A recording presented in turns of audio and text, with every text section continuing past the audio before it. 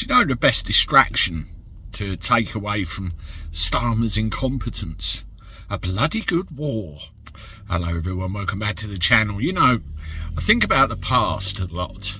Things you say, things you do, stuff that you've witnessed throughout history. My own personal history, it's going back about 50 years nearly. And, you know, really my childhood, my early years was the 80s and the 90s, where we saw some big change, including the end of the Cold War, if there ever was such a thing. And I always like reading up on what's happened, who was involved in certain events, who made changes that benefit all of us now, or to our detriment in some cases. And it really is interesting.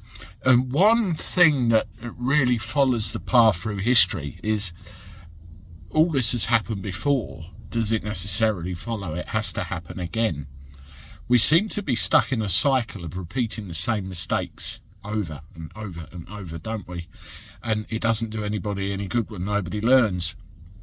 You look at this recent rhetoric coming out of Downing Street.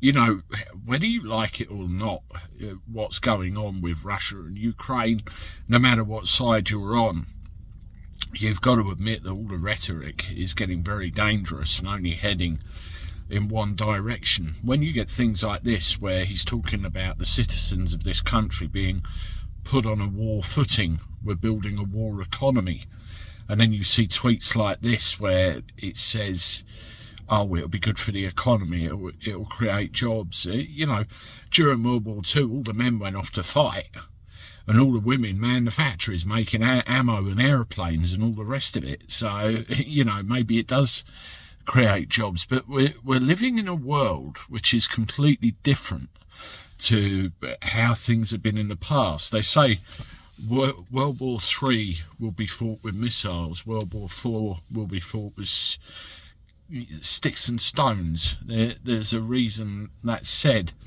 Mutually assured destruction was called that for a reason.